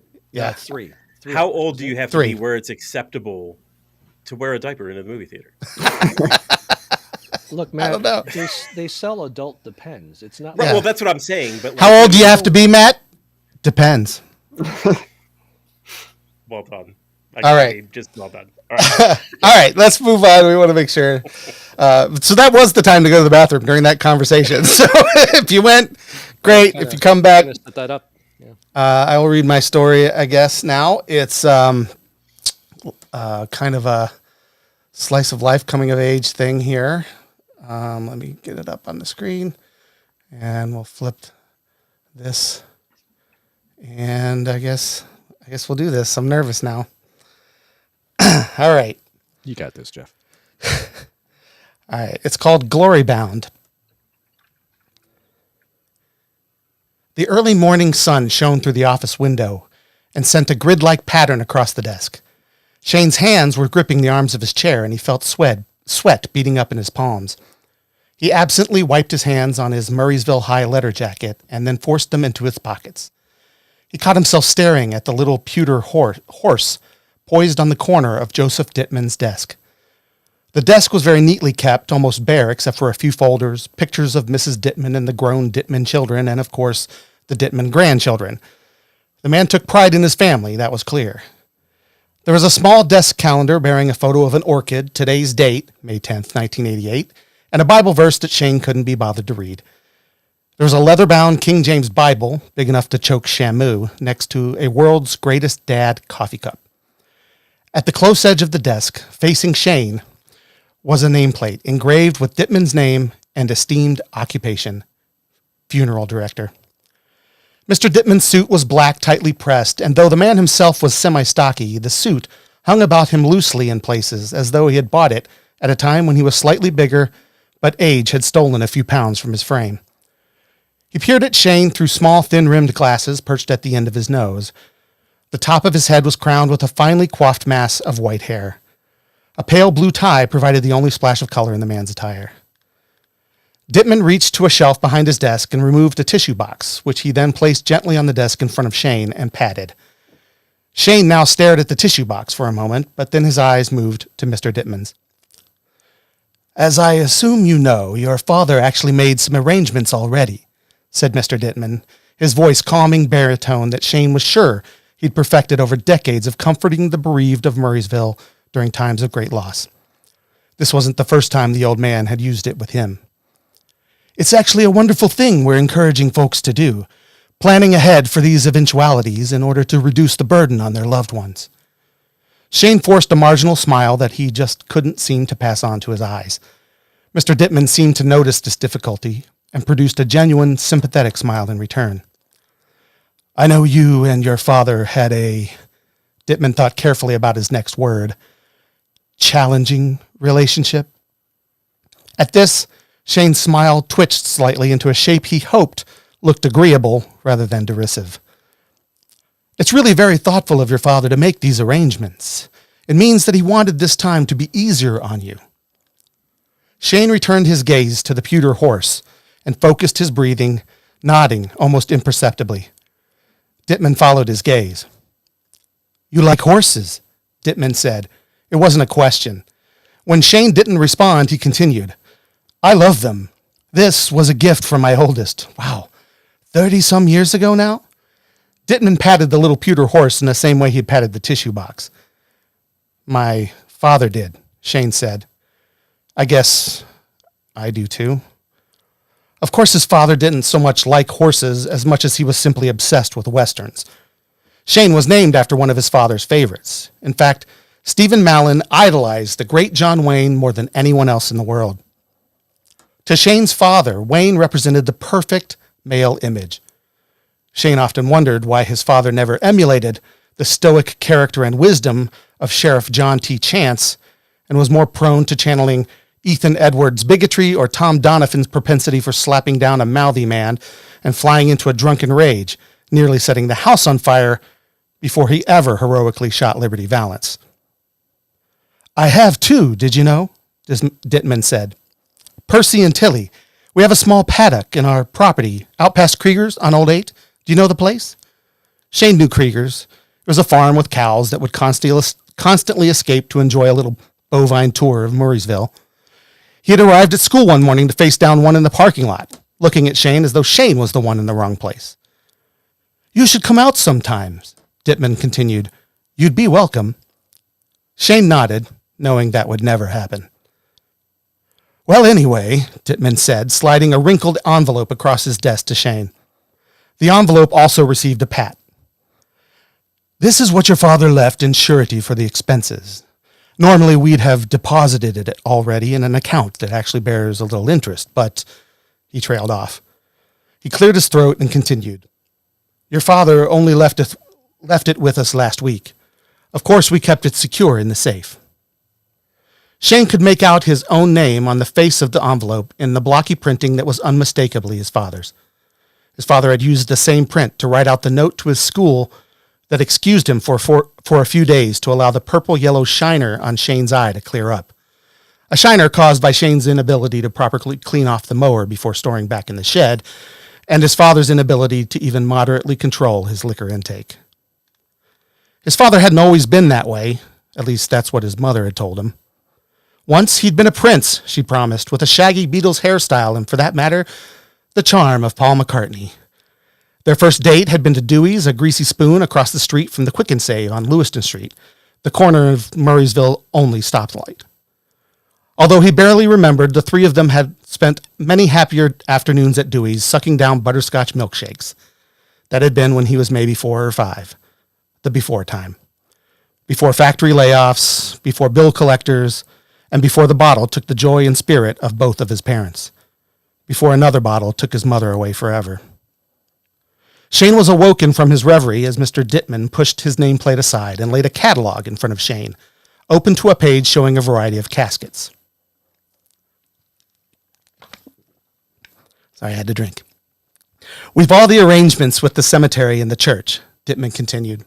"All that's really left for you to do is choose the casket or coffin in which he will be laid to rest. Your father, well, he didn't want to look at them." Dittman pointed to the page on the left. "Now here we have some typical wood and fiberboard caskets. You've got pine and plywood and even mahogany and oak, though those are a little on the expensive side. With what your father put aside," Dittman touched the envelope with a perfectly manicured finger, "you're really looking more at the pine or plywood." Shane looked at the pages but wasn't really seeing them. "What's the difference between a casket and a coffin?" he asked. "Ah, well, the coffin is a little narrower at the base and the head, as you can see here." Dittman gestured to one of the choices, "whereas the casket is the same width head to toe." Shane now actually looked at the pictures, and the coffin was a different shape. It reminded Shane of the pine boxes in the westerns he'd watched with his father, the kind of pine box you didn't want to end up in 6 feet under on Boot Hill. The kind of pine box that awaited one of 2 gunslingers facing off at the either end of any dirt road in any dusty old town. The coffins in the catalog were decorated and lined with puffy fabric, however, so the losing gunslinger could truly rot in style and comfort. He perused the other options on the pages, including the caskets, which were, as Dittman had said, only really different because of the shape. "This one here," Dittman started up again, "is pine, and it's going to run a little bit cheaper, less materials, you see. The second one is plywood, price is a little more, but still within the amount your father has allotted. When you start getting into the fiberboard with veneer, the costs start going up a little, but all of these are beautifully made. Fine craftsmanship, the finest. We make sure of that." Shane nodded, his eyes remaining on the catalog, but again not really seeing it. Once again, he's lost in thought, swimming through memories, though there be sharks in these waters. He recalled the first time he'd sat in this office with the sympathetic Mr. Dittman. He'd been just 11 years old, and he'd not been in this chair but the one over in the corner. His father had sat in this chair and was having the same conversation Shane was now having. The words spoken did not remain in his memory, but the images were there, even the catalog. The people in the photographs on Mr. Dittman's desk were somewhat younger, and there were a couple less grandchildren. His father had conversed with Mr. Dittman, chosen a coffin or casket. Shane actually couldn't remember that either, and they'd driven home in silence. Uncle Tim and his wife, Carla, were waiting for them at the house. Shane's little cousins were playing in the yard, laughing. They were too young to really grasp what was going on, so Shane didn't fault them. Shane squatted down and sat on the second step up to the porch and watched the kids, while his father went inside with Uncle Tim and Aunt Carla. What happened next is hazy because, of course, it was 7 years ago and the worst day of his life. But raised voices from inside caught his and the kids' attention. There was a sound of smashed glass, more angry shouting, and more than a few expletives before Uncle Tim threw the screen door open and stomped past Shane on his way to his car. Aunt Carla scurried out next, scooped up the youngest in her arms, ran her hand through Shane's hair to rest on the back of his neck, and gave him a sympathetic look. Then she followed her husband, her other child scurrying behind her like a frightened duckling. When Shane went inside the house, he had found his father slouched in the recliner lighting a cigarette. Marlboro, naturally. The wall adjacent to Shane was dripping with bourbon, and the scent hung heavy in the air. Broken glass from a bottle and picture frames that had previously hung on the wall was scattered on the floor. He glanced back at his father. Who had thrown the bottle was unclear, but Shane could confidently guess. Shane still asked his father who had done it, and was met with an icy glare. Tears began to form in Shane's eyes, the first tears he had really shed since hearing his mother had died, having felt so numb up to this point. But now they came, and boy, howdy. With the tears came anger, and for the first time ever, Shane choked down the shame and fear he'd carried for years, and unleashed his anger at his father. The words have since been lost to time, and the mind's tendency to bury the worst times deep in the dirt of its own boot hill, but he remembered that his screaming had been intense, and he remembered the last words he'd said to his father that day. Those he remembered vividly, as well as his father's response. While his son went apoplectic across the room from him, Stephen Mallon dragged purposefully on his cigarette and watched the spectacle expressionless. Shane was winding down now, mostly just repeating the words he'd used so far to express his hatred for his father. With long, gasping breaths, Shane sobbed and finally stopped speaking. "You finished?" his father asked. Shane wasn't. He had one more thing to say. "I hope you die," Shane spat, then recoiled in fear of the violence that was sure to come. Stephen's eyes widened, and a bemused smile crossed his unshaven face. "That'll be the day," he said, and placed the cigarette between his lips, picked up the remote control, and switched on the television. The next few days had consisted of cold tension-filled visits with friends and neighbors, over dishes of casseroles dropped off by the fine ladies at Paley Road Baptist. Neither his father nor mother had many family left beyond Uncle Tim. There was a viewing, a service, and an ambling graveside glory-bound oration from Pastor Green. And then his mother was 6 feet under and 17 miles away, and Shane was left to face adolescence alone with his father. Thankfully, Uncle Tim and Aunt Carla were close, and Shane slept over often, usually after one of his father's weekly bouts with gin or Southern Comfort, or both, at Deacon's. Deacon's was the bar Stephen and his cronies spent evenings at after their shifts at Tylersburg Steel before the mill had closed for good. In the before days, his father had even worked there with Uncle Tim, who'd been a foreman. It's how Stephen Mallon had met Shane's mother. During Shane's sleepovers at his aunt and uncle's, Uncle Tim taught him how to play guitar, and Shane took to it quite naturally. His uncle gave him a worn old ovation that he had for years, and Shane practiced day and night. He woke up to play it and sometimes fell asleep at night with it laid across him. In a few years, Shane was writing his own songs, and because his father considered music to be a colossal waste of time, "You'll never go anywhere with that," Shane also joined the junior high basketball team. Despite urging his son to join, Stephen never attended a single game. He never even asked how it was going. The only twinge of pride he showed was when Shane had shown his father the letters sewn onto his jacket in his junior year season on varsity. Stephen said, "Impressive," and had offered him a beer, which Shane declined. Uncle Tim died in 1985. Some kind of weird-sounding cancer had devastated his lungs from years of labor at Tylersburg Steel. Aunt Carla had hired lawyers to track down the company who had owned the mill prior to pulling up stakes and moving operations and jobs out of state. The company settled and made Carl and the kids reasonably rich, especially by Murraysville standards. A regular trailer trash tycoon, as his dad put it. Carla took the settlement money, packed up the now 3 kids, and moved to North Carolina to be with her family. Shane didn't blame her one bit. She still sent him a card containing a crisp $20 bill on his birthday and Christmas every year since, though most of the time his dad would commandeer it to pay an errant phone bill or to keep the lights on for another month. On a few occasions, Shane was able to keep some smaller portion of the gift from his aunt and tucked it away inside a pair of dress socks he kept in the back of the dresser drawer. He only ever wore dress socks to church with his mother, and he only been back to church twice in the 7 years since she died, once for her memorial service and again for Uncle Tim's. He figured it was safe there. Now, as he sat in Mr. Dittman's office, was about 4 weeks since Shane had found out how wrong he was. In need of some new guitar strings for the ovation, Shane opted not to use his own money, which was diminishing, and summoned the courage to ask his dad. His father was in the kitchen putting 3 new bottles of whiskey in the cupboard, so Shane figured his father was flush for a change. Shane watched as Stephen Mallon opened a 4th bottle and poured a bit into the bottom of a glass. He waited for him to choke the whiskey down and look at him before speaking.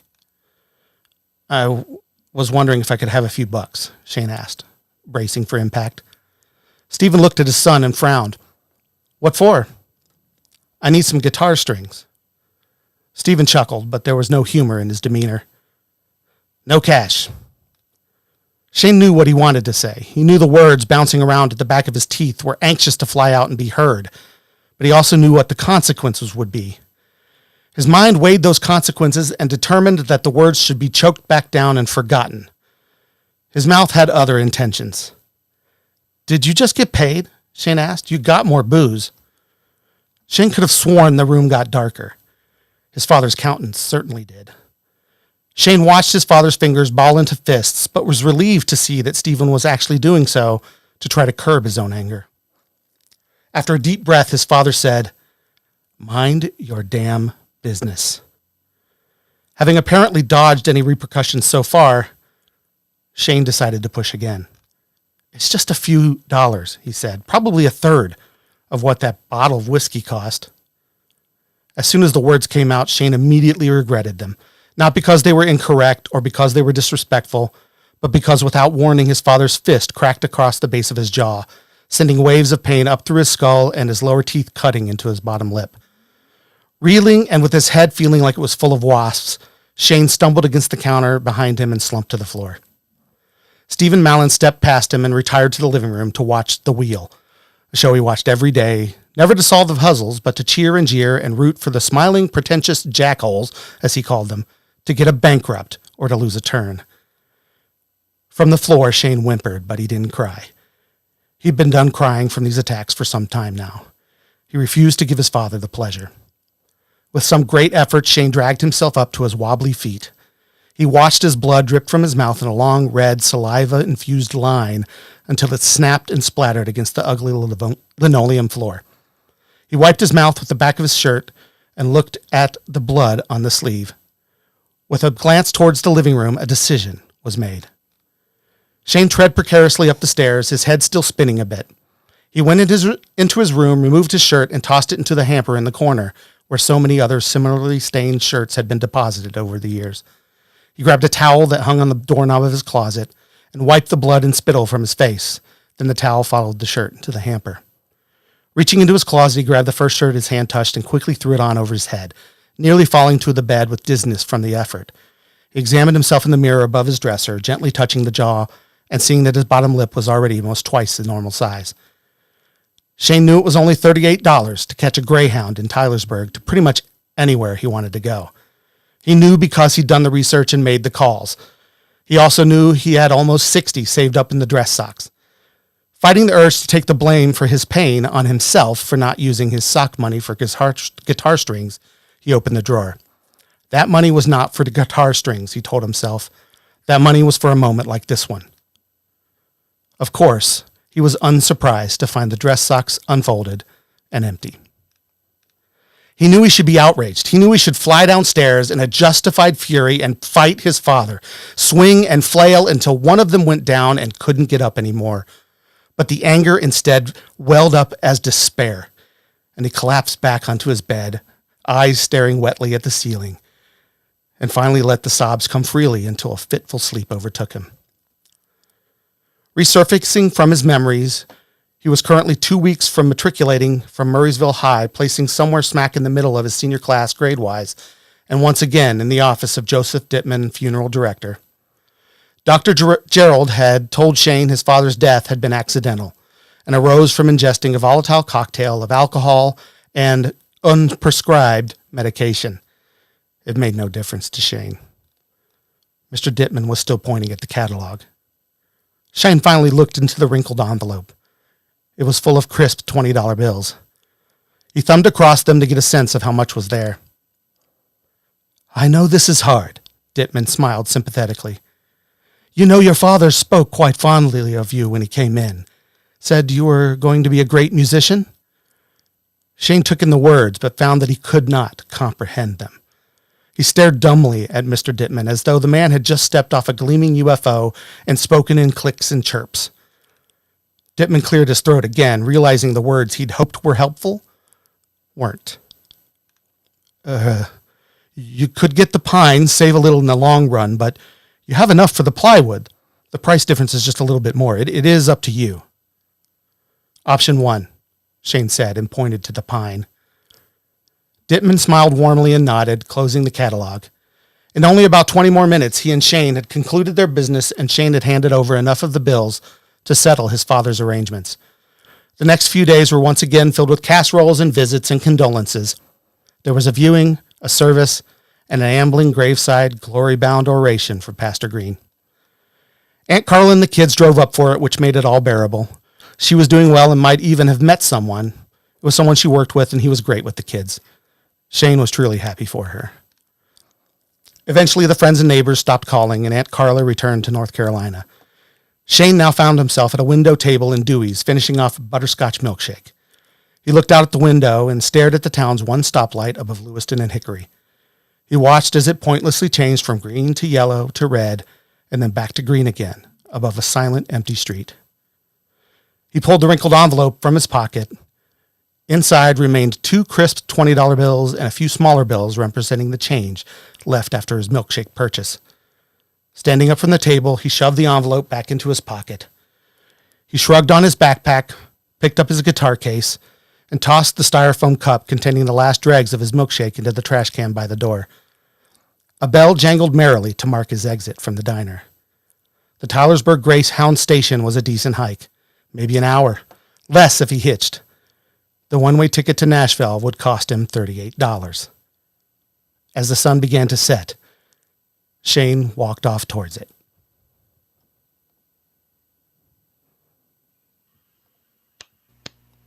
That's it. I tell you, you guys, I think maybe should take over for us. I don't know about that. That was super long, and but it was very well. I didn't know how to cut any of it. So it was very well thought out. I think it was the character and the town. It all felt very authentic to me.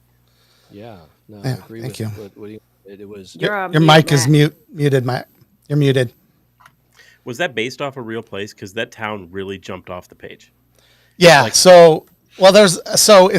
Okay. Just to clear the air, it is not autobiographical in the sense that my dad was abusive at all, but he was a great guy. But he was critical of me and things like that. But it is based on some elements of the town I grew up in with him, and then I just kind of went, farther with his criticism. You know what I mean? And made the father harder. So there's some. To Nashville. That's No, the story's not autobiographical. There's just, but there are elements from my own life that I called upon to make it, feel. Well, Murraysville is basically South Point, Ohio. Okay. I know you're a Stephen King fan, and in his books, the town is very much a character, in most cases. And it, like, you knew it so well in the words that you wrote that I felt like I was there, which was great. Like, it was it felt totally authentic, genuine. I mean, it absolutely made me feel like you had experienced that. Yeah. And with your description, I got to experience it. Like, I was closing my eyes and I could actually see the town, and I could see the funeral home, and I could see it was really, really nicely done. There's a lot of good detail. Yeah. And emotion. Like, I'm going through, like, I felt a lot of emotion there. Like, I had a challenging relationship with my dad, and recently lost him as well, and felt a lot of like what I feel like Shane was probably going through in those moments. And it was just, it really hit, like, it hit. I forgot about that. Yeah, no, it's fine. I mean, it's fine. It's just. I hope that wasn't a like trigger No, or not something. at all. I didn't even think. I didn't totally forgot about that. But It's yeah, I just, remember you talking about it. It's it hit a lot of emotions. Like, and I think there's a lot of people that are that'll be able to feel that with you too, regardless of whether the relationship was actually abusive. You know that it's a complicated relationship that I think any reader or listener is going to be able to sympathize or empathize with. And yeah, it was just I'm almost at a loss for words. Like I just it really hit me. It was good. It was great. Well, I appreciate that. Yeah, Yes. Wow. it was. Go ahead. Sorry. I don't know what to say. I am speechless between you and Well- Utah. Like, Oh. I'm just, I'm like, I'm still trying to figure out the words to say from Utah's story, and then you read your story, and I'm just like, that was fantastic. I appreciate it. Is that about the coffin and the casket really true? Like the differences? Because I just Yeah, assumed they were apparently. two words for different things. No, I They're did. two words for the same thing. I mean, it's their construction that makes them different. You know what I mean? Like, but most people think a coffin and a casket are the same thing, which their function is absolutely the same, right? They're just slightly differently built. And this whole story just came about in like weird ways, to be honest with you. And I knew that I wanted the option. I went through the same things Utah did. I had a customer service process nightmare, basically, that was going to be kind of where it started. And then I started thinking about what if you were choosing a coffin? It was almost a horror story. You know, what if you were choosing a coffin and you had to make sure it was one that they couldn't get back out of for some reason? Do you know what I mean? Like that was part of where I was going to go. But then, just somehow I was like, yeah. At the end, I was just kind of like, no, what if it's what if you're choosing the coffin that your loved one's being buried in?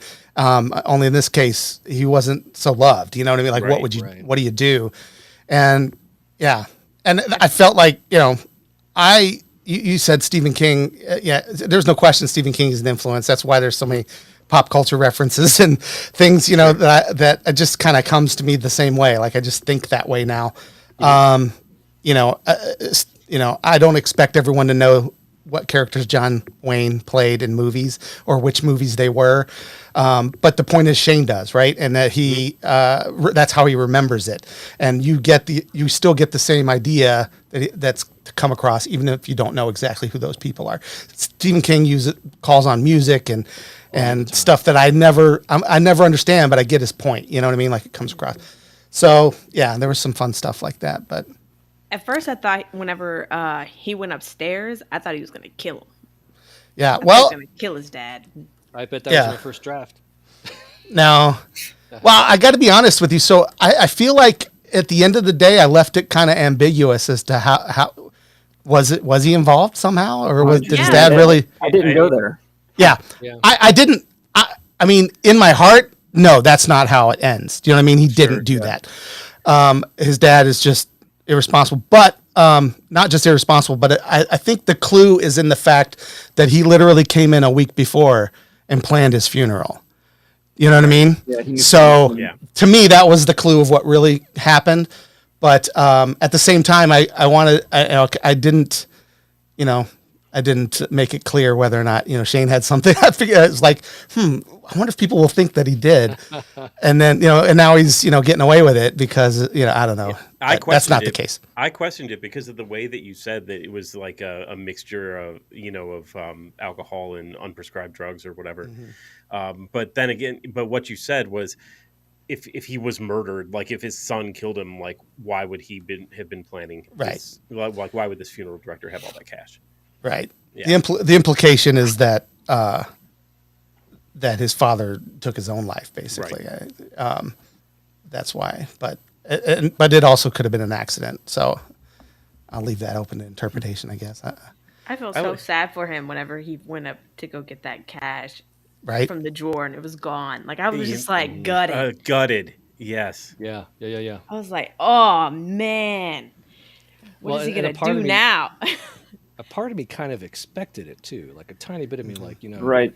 Father Yeah. be so much of an asshole that I totally see him finding cash anywhere, everywhere, just to spend on booze, right?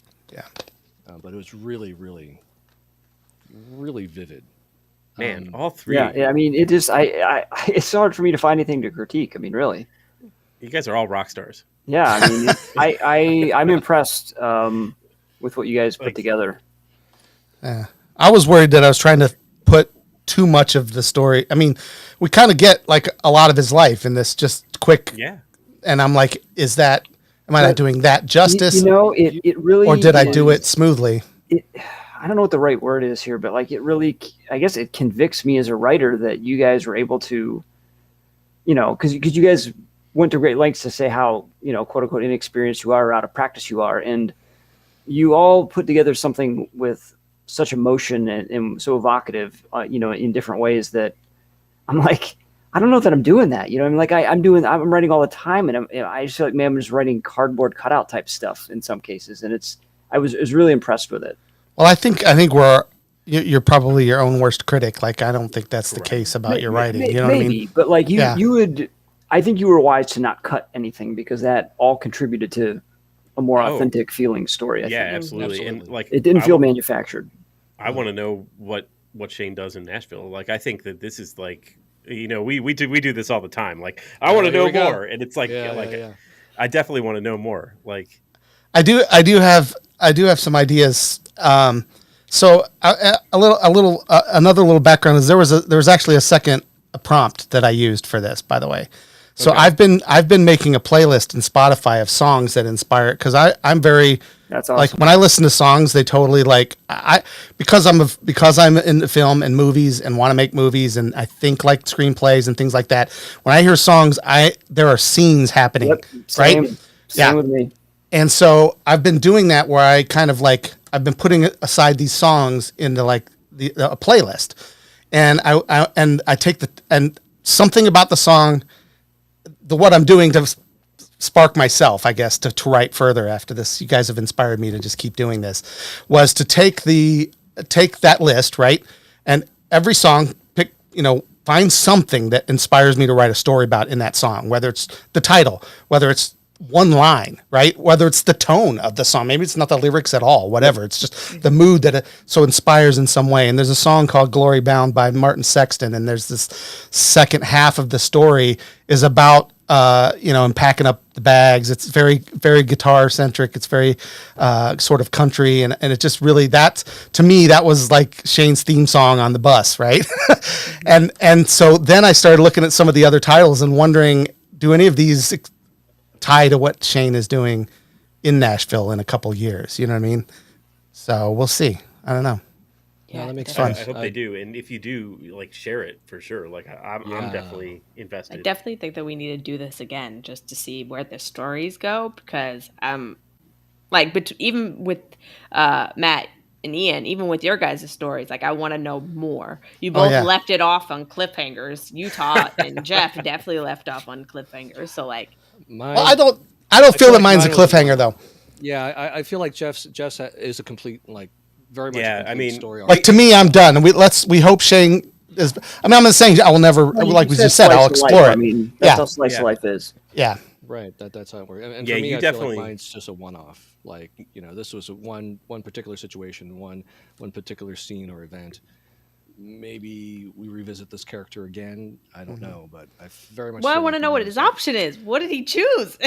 Well, he chose the pine box for his dad. So no. I'm talking about with Utah. Oh yeah, Utah story. Yeah. I agree there. Yeah, for sure. You can't say that it's not a cliffhanger. He chose option one. His was for sure. Yeah. He chose option one. Well, what was in my eyes, he went like guns ablazing at whoever was pounding on that door. Like kamikazed it. Or to himself. Yeah, we don't know. We don't know. Crazy. Like exactly. That's what I'm saying. With Jeff's, I feel like we have that walking off into the sunset moment, like credits rolling at the end. Absolutely. But I think also very like, westernish too. We could. That's how Shane ends. Actually, the movie. Okay. If you've never seen it, Shane goes off into the sunset, and the little boy's yelling, "Shane!" It's very emotional. But That's kind of what I imagined in this But case. I think we could come back to Shane like 15 years later, and he's like a successful musician, like working in Nashville or something, and all of a Right. sudden Or- he comes across his ovation that he pawned to get his first, and all this stuff comes coming back, and you know what I mean? Like, Oh yeah, or Yeah. or do we visit him and he was doomed to repeat his father's mistakes? Yeah. oh, and he's like a drunk now, Yeah, He's that- a drunkard. or he's don't know. both. You know, he's a musician who. Or he could be a He's a studio drunk- musician, frustrated that he never got the credibility that he big, wanted. big break, right? Yeah. And now he's thinking his father was right, whatever. Right. And then he has a list of things to either kill himself or kill the manager. He's got to pick option. So you're gonna merge the story. And before he does, he reads a poem Writes a poem. that talks about time and how boundless Right. and Oh, and that We've gone full Maybe circle. we should work on a screenplay. I think you guys have got We got something- enough. Something here. for Wow. sure. that's This funny. just became the Writers' Room podcast. We gotta- Clearly, Oh, our too fun. stories play on each other. yeah. Oh, Yeah. fantastic. Really. Well, I hope that if nothing else, I hope that between these two podcasts, that people will listen to these stories and also be inspired to do the same. And again, none of us were confident coming in here, and I really appreciate the kind words that you guys have said, and I think Leah and Utah they feel were the great. same.